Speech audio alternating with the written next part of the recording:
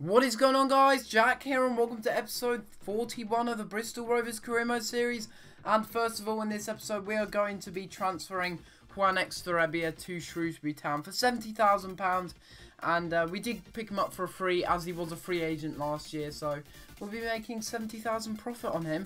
And we'll be of course offloading some wages that are very, very unnecessary. £1 a week. He's not even a first team starter. I've no idea why he's on £1 a week. And we also send Josh Southway out on a short-term loan to Oxford United. Hopefully that can boost his overall a little bit. He's done pretty well considering that his overall last year at the beginning of the season was 48, but it's now up to 54, so that's very, very good actually indeed. And hopefully he'll be able to do well out there in the Football League too and help out Oxford United, and maybe they will get promoted next year, maybe they won't, we'll see. And you can see here we get some transfer offers here.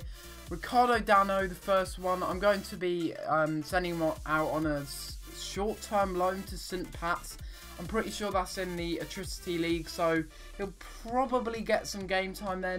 He might not be a first team player, but I'm sure he'll get a few games in there, and that will boost his overall and his confidence, of course. But he was one of the worst Scout Future stars I've ever had. But guys, I just want to say that on the first episode of the Ultimate League, thank you. Thank you so much for the support you've given me. 64 likes on the first episode. That is absolutely mind-blowing. That's almost as most as the first episode of this series, which got about 95 likes, I think it is, which is also ridiculous.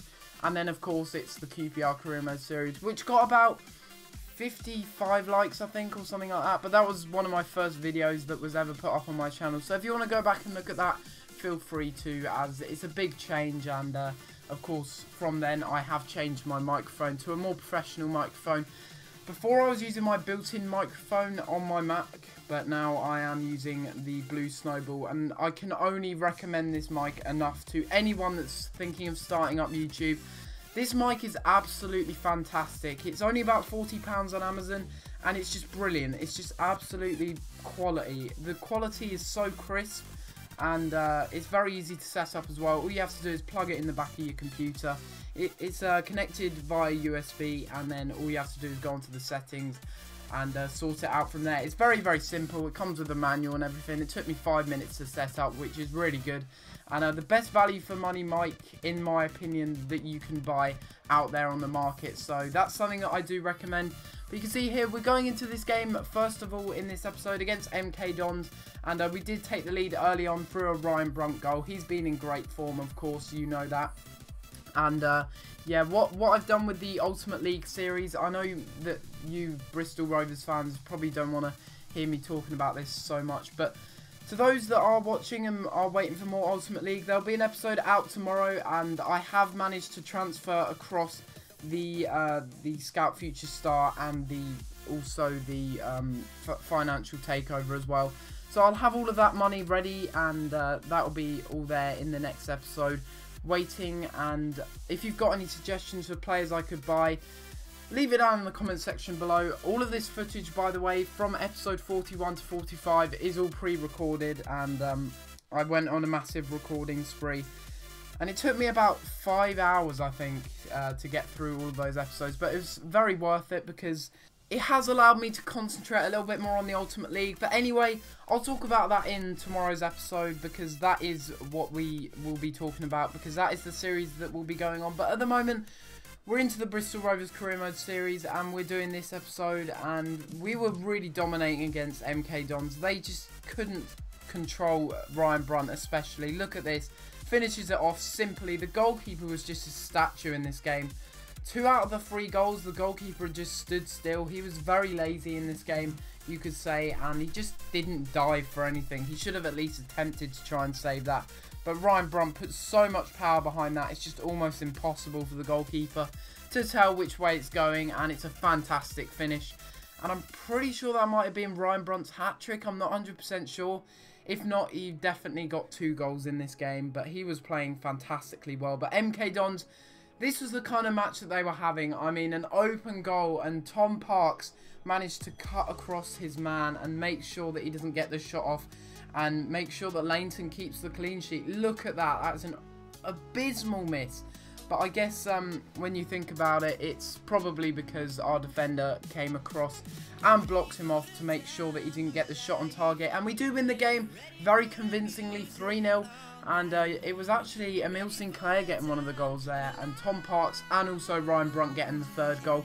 All of them were in the first half, which is very interesting. No chances in the second half, but we did take our chances very nicely indeed. And yeah, you can see 9 shots and 6 on target.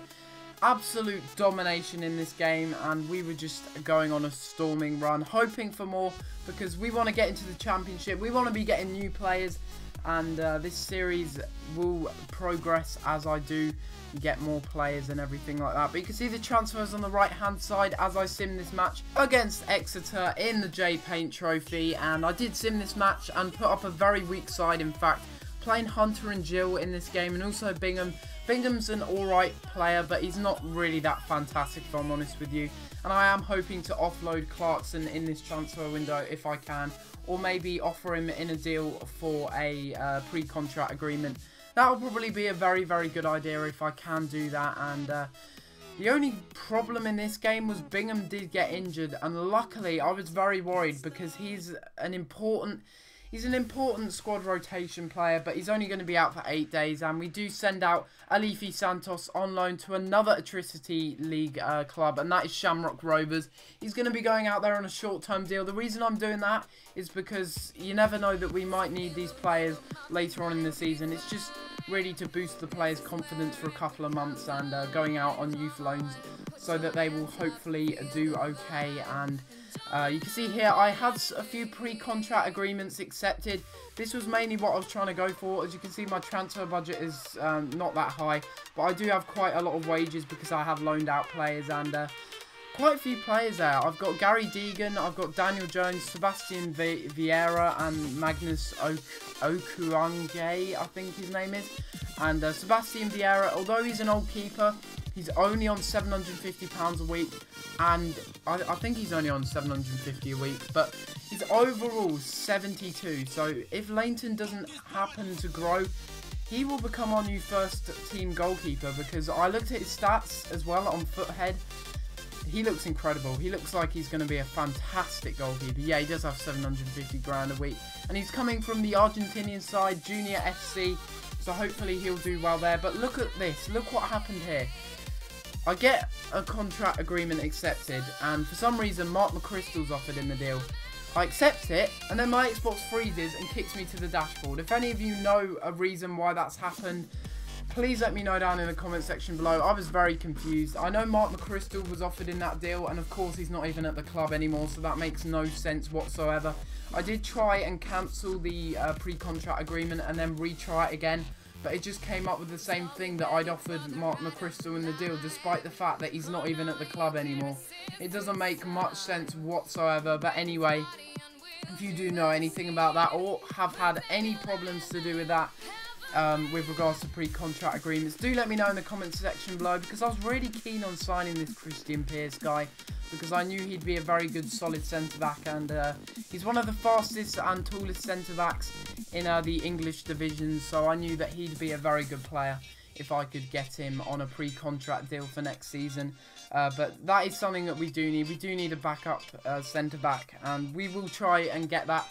If not now, maybe on deadline day, because there's always a few deals going about, a few players that want to leave the club. But look at this here.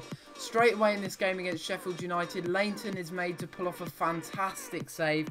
And nothing much happened in this game whatsoever. It was a very, very boring game.